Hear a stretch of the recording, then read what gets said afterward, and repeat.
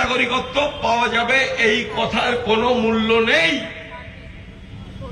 কোনো মূল্য নেই। এইটাতে কেউ বিশ্বাস করবেন না। আইন পরিবর্তনের লড়াইটা করতে হবে, কারণ আমরা দেখতে পাচ্ছি আজকে নয়, 2016 সালে যখন বিল এসেছে সেই সময় থেকে বলেছি এই যে বিল এসেছে যেটা K-19 হয়েছে, ওই আইনে নাগরিকত্ব সমস্যার সমাধান হবে না। 1-2% লোকে পেতে পারে, কারণ যে সমস্ত শর্ত আরোপ করেছে বিজেপি তাতে অধিকাংশ উদ্বাস্তু মানুষের পক্ষে কাতে আবেদন করে নাগরিক পাওয়া সম্ভব নয়। মানুষের পক্ষে 30 বছর 40 বছর বসবাস করার পরে আমি বাংলাদেশি, আমার জন্ম খুলনায়, আমার জন্ম ঢাকায়, আমার মা বাবা বাংলাদেশি, এই কথা বলে আবেদন করা সম্ভব নয়। যেটা করতে হবে সেটা হচ্ছে আইনসঙ্গত করা। যে দাবি উদ্বাস্তুরা করছেন, আমি এখানে বসবাস করি, আমি ভোট দিই এবং অন্যান্য সমস্ত সুযোগ সুবিধা, মানে আদারওয়াইজ আমি একজন নাগরিক হিসেবে সমস্ত অধিকার ভোগ করি, তুমি এইটাকে আইন করে রেগুলারাইজ করো, আইনসঙ্গত করো।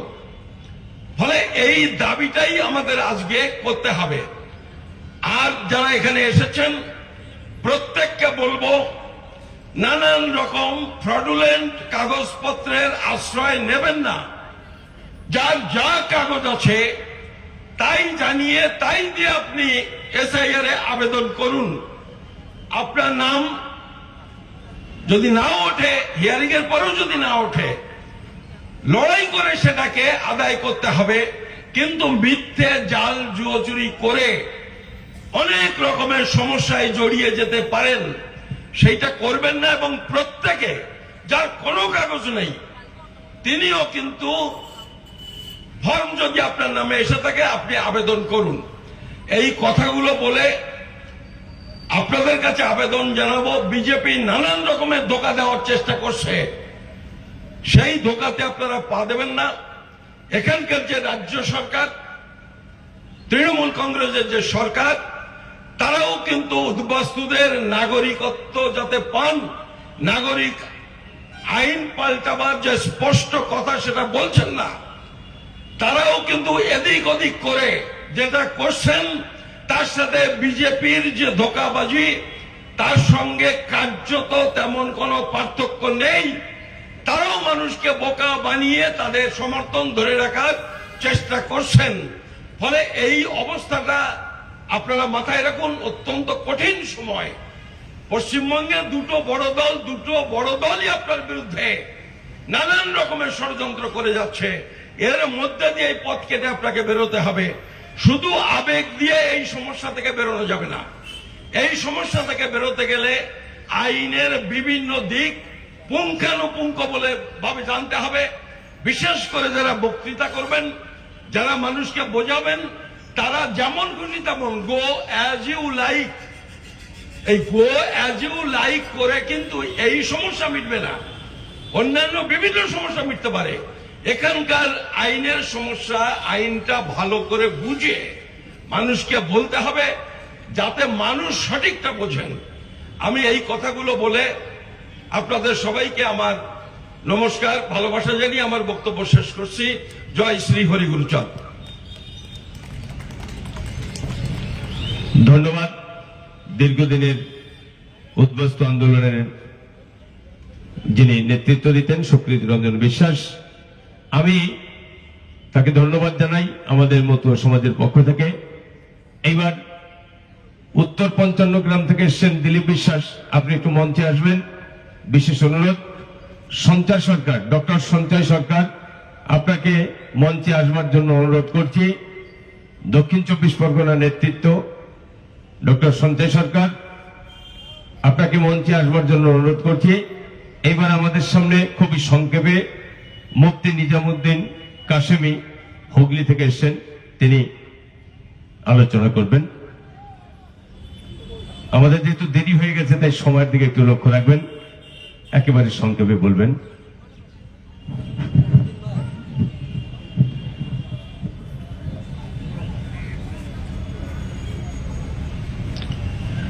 সময়ের দিকে খেয়াল করে অল্প সময়ে সংক্ষিপ্ত কথা আপনাদের সম্মুখে রাখার জন্য মাইক হাতে নিয়েছি। আপনারা দেখতে পাচ্ছেন মতুয়া সমাজের পরিচালনায় বিশেষ একটা কারণে আপনাদের সকলকে আহ্বান করা হয়েছে। তার সাথে সাথে বিভিন্ন সংগঠনের বিভিন্ন নেতৃত্ববৃন্দদেরকে আহ্বান করা হয়েছে। আমার সামনে বসে আছেন মতুয়া সমাজের এবং পশ্চিম বাংলার ভারতবাসী মা ও বোনেরা আছেন এবং স্টেজে বসে আছেন বিভিন্ন সংগঠনের নেতৃত্ববৃন্দ। আমি এসেছি বাংলার স্বাধীনতা সংগ্রামী পীর আবু বকর সিদ্দিক রহমাতুল্লাহ আলাইহির চতুর্থ প্রজন্ম পীরজাদা আব্বাস সিদ্দিকী ভাইজানের নিজ হাটে গঠিত সংগঠন ফুরফুরা শরীফ আহলে সুন্নাত ওয়াল জামাত, সেই সংগঠনের পক্ষ থেকে আমি এসেছি। আজকের এই সব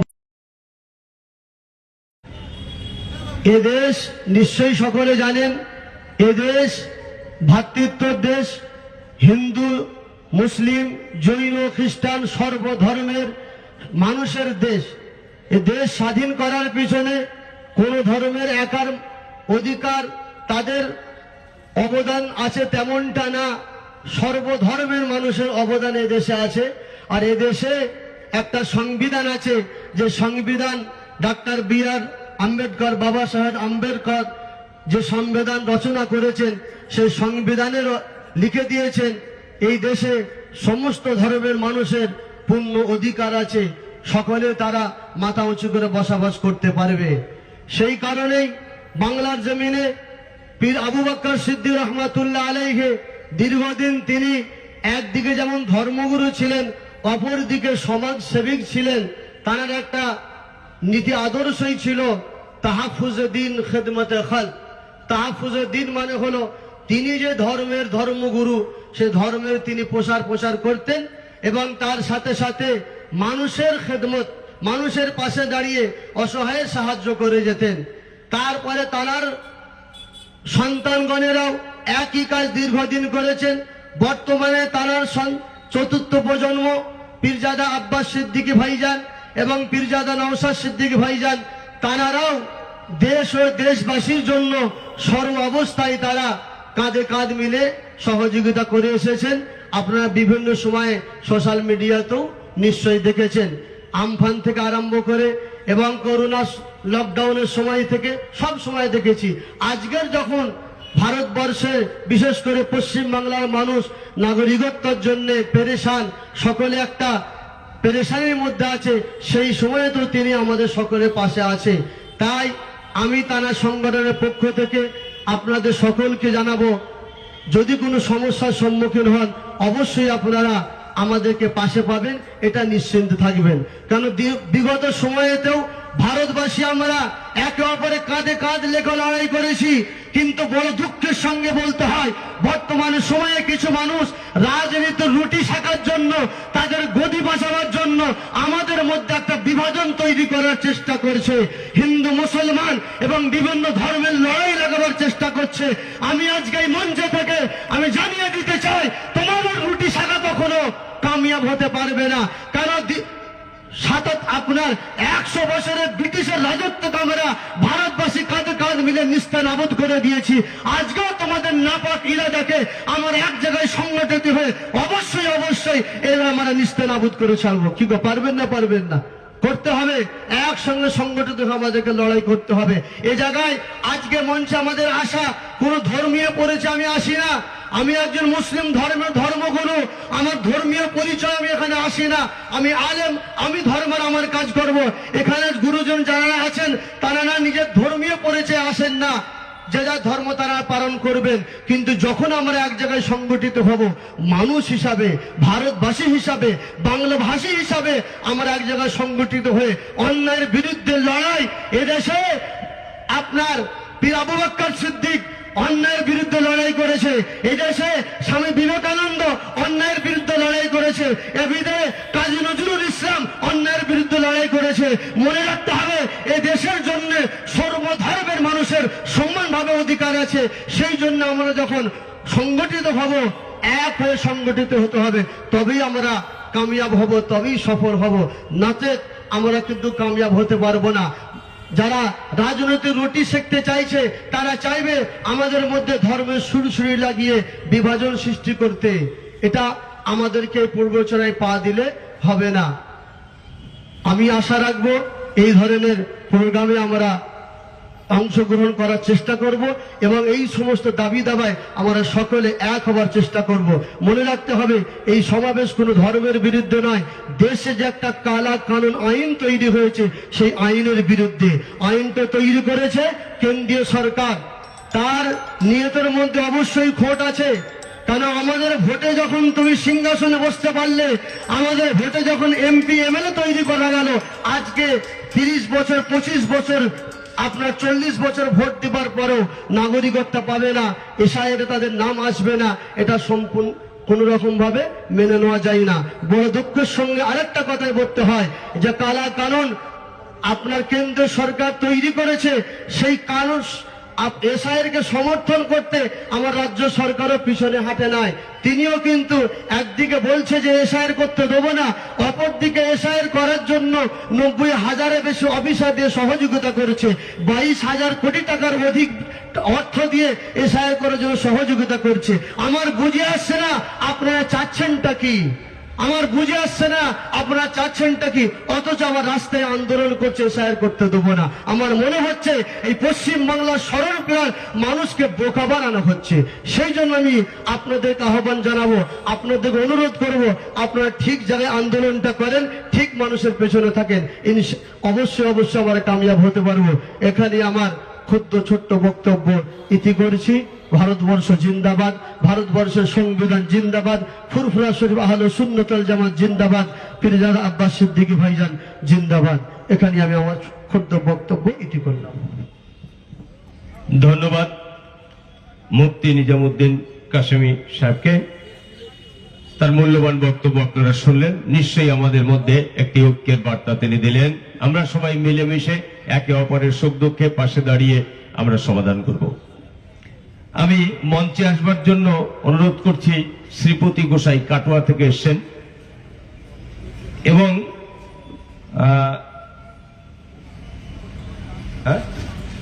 সুবোধ সর্দার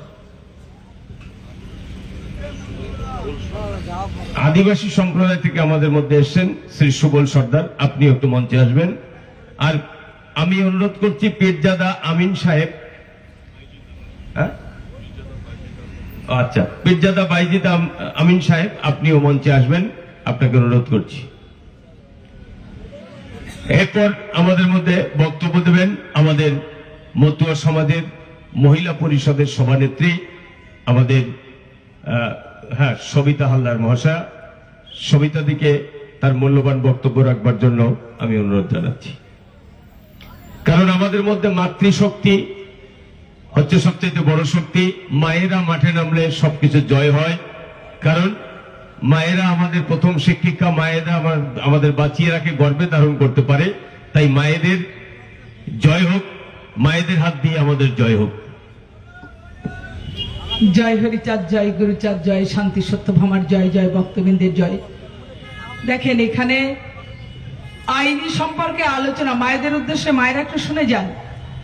আইনি সম্পর্কের আলোচনা আমাদের সুকৃতি রঞ্জন বিশ্বাস সুন্দরভাবে বুঝিয়ে দিলেন। তা সত্ত্বেও আমার মানুষ বুঝতে পারছে না, কেন জানি না। জানেন আজকে এখানে অনেক লোকের আসার কথা ছিল, যাই হোক তারা আইন আরো ভালো বুঝেছে, সেই জন্য হয়তো তারা আসেনি।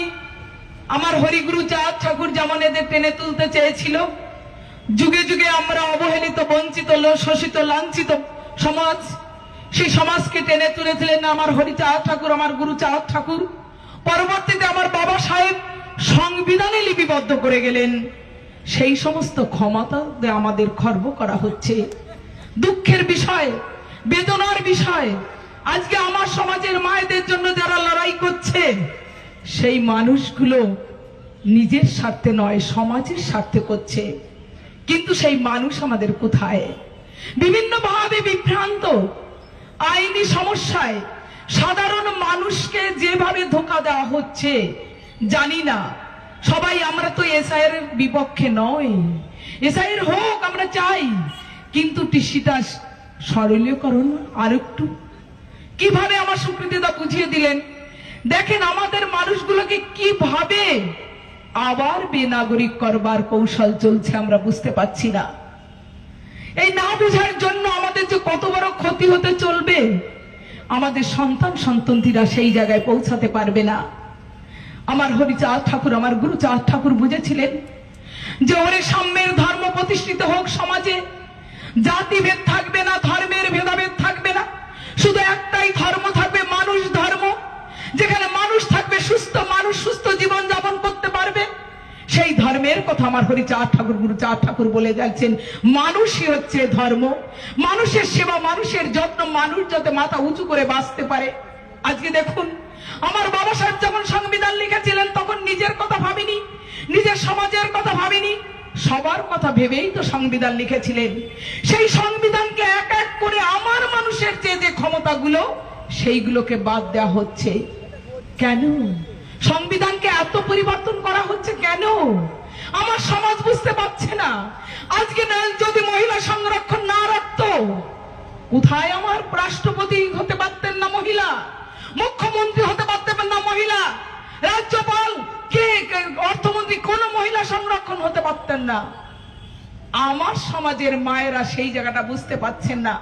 দুঃখের বিষয়, কষ্টের বিষয়, যেখানে বাবা সাহেব সংবিধান লিখেছেন সমগ্র জাতির জন্য, সমগ্র সম্প্রদায়ের জন্য, সমস্ত মানুষের জন্য, তিনি তো শুধু এই উদ্বাস্তু নমশূদ্র জাতির জন্য করেননি, তিনি তো সব শ্রেণীর মানুষের জন্য ধর্মনিরপেক্ষ রাষ্ট্র বলে ভারতবর্ষকে ঘোষণা করলেন। সেই ধর্মনিরপেক্ষ রাষ্ট্রে এখন আবার কিভাবে কি করা হচ্ছে বুঝার বিষয়। আমার মানুষগুলো ধোঁকা খেতে খেতে আর কত নিচে নামবে? এদের স্বাধীনতাকে কতটা, আরো আমরা কি স্বাধীন হয়েছি? ভারতবর্ষ স্বাধীন হলেও আমার মানুষকে স্বাধীনতার জায়গায় পৌঁছতে দিচ্ছে না। এই জায়গাটা আমাদের ভাবতে হবে। তাই আমি মাতৃ পরিষদদের বলছি, মাগো, তোমার সন্তান যদি মাথা উঁচু করে না বাঁচতে পারে, তোমার সন্তান যদি সঠিক ক্ষমতায় যদি প্রতিষ্ঠিত না হতে পারে, কি হবে? এইখানে আমাদের লড়াই। প্রত্যেকটা সন্তানকে সুস্থ জীবন যাপন করতে পারে, সেই সুস্থ জীবন কি আমরা দিতে পারছি?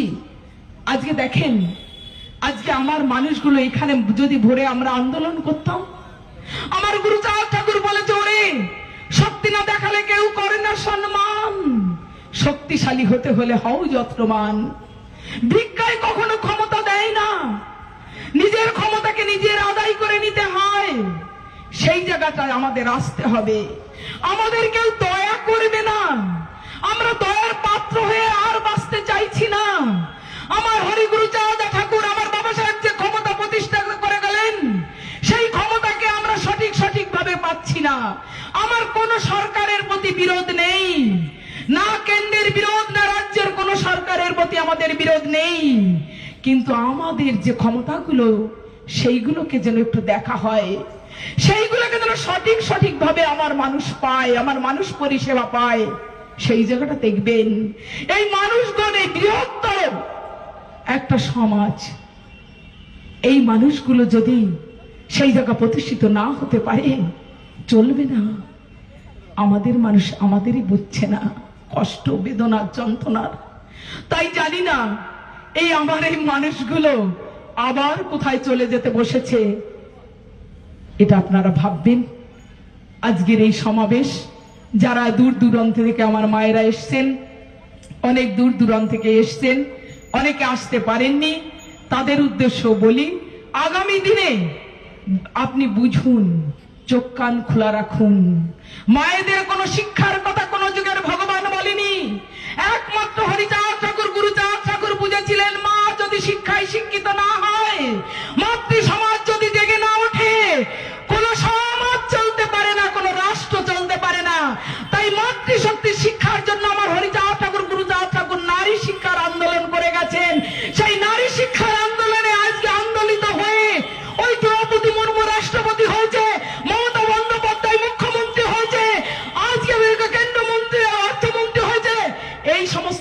হরিচাঁদ ঠাকুর, গুরুচাঁদ ঠাকুর এই নারী শিক্ষার কথা বলেছে। কোন যুগের ভগবান নারী শিক্ষার কথা বলেনি, কোন যুগের ভগবান শিক্ষার আন্দোলনের কথা বলেনি, কোন যুগের ভগবান বলেনি তোমরা শিক্ষিত হও, কোন যুগের ভগবান বিদ্যালয় স্থাপন করেননি, কোন যুগের ভগবান এই মানুষকে মানুষ বলে গণ্যতা দেয়নি।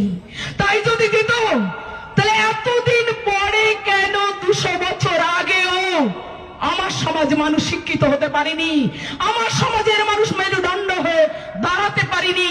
হরিগুরু চাঁদ তাই সেই শিক্ষায় শিক্ষিত হয়ে আমার সমাজের মানুষ যখন অফিস আদালতে অফিসার হচ্ছে, ডাক্তার হচ্ছে, ইঞ্জিনিয়ার হচ্ছে, পাইলট হচ্ছে, তখন ভাবছে যে সমাজকে শিক্ষার অধিকার দেওয়া হয়নি সেই সমাজ আজকে শিক্ষা দান করবার অধিকার পাচ্ছে। সেই জন্যই আমাদের পিছনে এত ষড়যন্ত্র। আপনারা সজাগ হন, জেগে উঠুন, এবং যদি না জাগতে পারেন আগামী দিনে আবার আপনাদের জন্য সেই পতিত জায়গায় নিয়ে যাওয়ার চেষ্টা করা হচ্ছে। যে পতিতের ভগবান পতিতকে উদ্ধার করলো, আবার আমরা পতিত হয়ে না যাই। তাই সবাই সবার চিন্তা বিবেচনা দিয়ে শিক্ষিত হয়েছেন। শিক্ষিত না হলে বোঝা যায় না। তাই আমার ঠাকুর বলেছিলেন, রাষ্ট্র কিভাবে কি চলে কিছু নাই বোঝা যায় চাকরি না পেলে। এই সমাজ, এই রাষ্ট্র কিভাবে চলে যদি আমি শিক্ষিত না হই, চাকরি না পাই, বুঝতে পারবো না। তাই শিক্ষিত সমাজের কাছে আমি বলে যাই, শিক্ষিত মায়েদের কাছে বলে যাই, আজকে শিক্ষিত মায়েদের এখানে আসার উচিত ছিল যে তারা শুধু ওই চাকরি করছে, আগামী দিনে তাদের চাকরি থাকবে কিনা জানি না। আজকে আন্দোলনে সামিল হয়ে হয়তো তাদের চাকরি রাখতে হবে, তবুও আমার ঠাকুরের দুঃখই থেকে গেল। তাই সবাইকে আবার সজাগ দৃষ্টিতে বলছি, চোখ কান খোলা রাখুন, যা কিছু কাগজপত্র, যা কিছু আপনার প্রয়োজন আপনি দেখে নিন, অন্ধভাবে কোনো কিছুকে ছাপট করবেন না। এই কথা বলে সবাইকে আবার জেগে ওঠার জন্য সংগ্রামী অভিনন্দন জানাচ্ছি। আপনারা সংগ্রামী হন, নিজের ক্ষমতা নিজের তৈরি করার জায়গাটা তৈরি করুন। এই কথা বলে আমি আমার বক্তব্য এখানে শেষ করলাম। জয় জয় হরিচাঁদ, গুরুচাঁদ, তারাচাঁদ, প্রেমানন্দে হরি বলন। জয় বাবা। আমার এই দেখেন একটা কথাই আসছে, আজকে বাবা সাহেব কিন্তু নিজের জীবন দিয়ে চলে গেলেন এই সমাজকে জাগার জন্য। তাই আমার বাবা সাহেবেরও জয় হোক। হরিবল হরিবল। সবাই ভালো থাকবেন। ধন্যবাদ আমাদের মাতৃ পরিষদের নেত্রী শ্রীমতী সবিতা হালদার মহাশয়কে।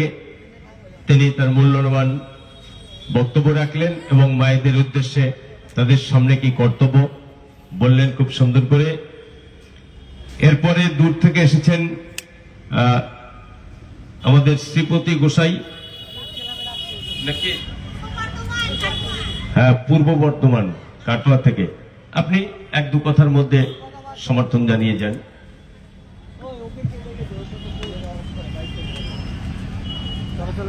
জয় হরিবল, জয় হরিচাঁদ, জয় গুরুচাঁদ, জয় শান্তি সত্যভামার জয়, জয় আমার ভক্তবৃন্দের জয়, জয় হরিভক্ত, কৃষ্ণভক্ত, গৌরভক্ত, এতাদৃশ্য ভক্ত মন্ডলীগঞ্জে যেখানে যে মতবস্থা আসেন, আমি সকলের শ্রীপাদ পদ্মে আমি আমার ভক্তিপূর্ণ প্রণাম জানাই। যাই হোক, বিভিন্ন বক্তার কাছে বিভিন্ন রকম কথাবার্তা, শুধু SIR সম্বন্ধে শুনলেন।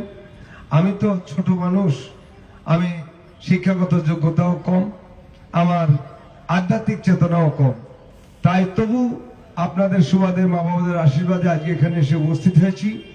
তাই দুটো একটা কথা বলে আমি সমাধান করে দেব, আমার বক্তব্য শেষ করব।